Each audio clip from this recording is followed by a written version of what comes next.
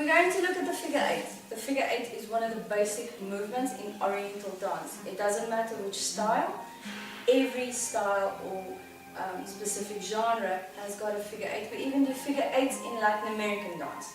Alright, so when we do the figure eight, your body is relaxed. Remember, we're nice and soft through all our joints when we do Egyptian. Alright, we never lock to a point of hyperextension or lock to a point where stuff gets sore. When you're doing the figure eight, pay attention to this area of your body. Pay attention to your shoulders so that you do not bring the scapula into a knot at the back. The shoulders are always relaxed. And another thing is, do not lock the knee. Locking means that I'm trying to bring my knee in at an odd angle so that my patella is actually twisting in. It's nice and relaxed because I need to be able to switch from one figure eight to another one and also switch with movement. My feet will be rolling from side to side, and for some of the eights my heel will even be lifting slightly. Okay? So we're going to break down the figure eight and we're going to start with a horizontal eight. When I do my horizontal eight, my body movement is flat on the floor and I'm tracing an eight.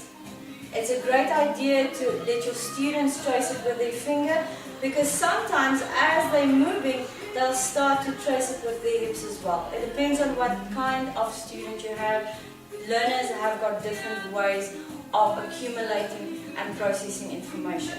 But this is stock standard. It's a nice way to show them where the movement's coming from, how the movement is working. Okay? So now I'm going to show you the figure eight and then I'm going to break it down.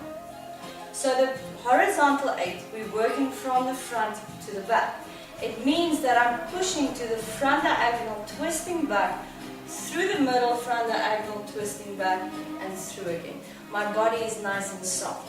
My feet are allowed to move. Remember, we don't grip like little monkeys onto the floor.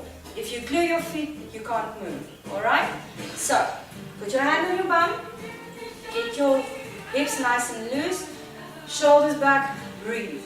Hand on my bum. I'm going to push diagonally forward. So my weight is transferring from a neutral position to the diagonal.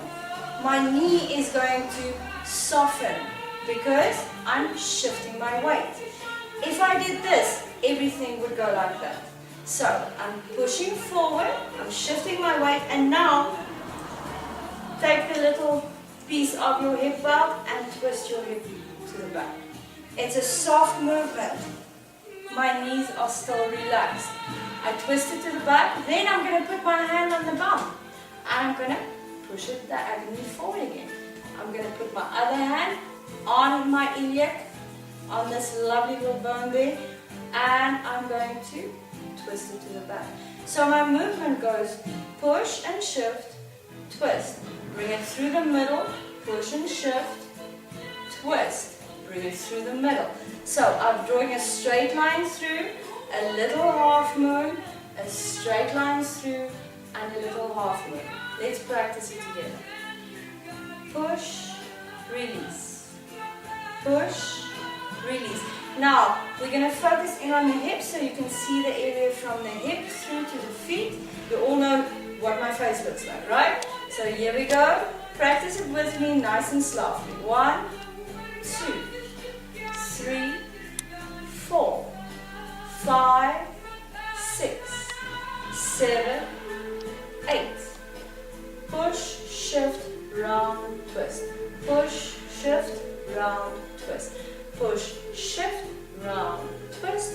Push, shift, round, twist. My upper body is nice and relaxed. I'm going to speed it up a little bit. 1, 2, and 1, and 2, and 1, and 2, and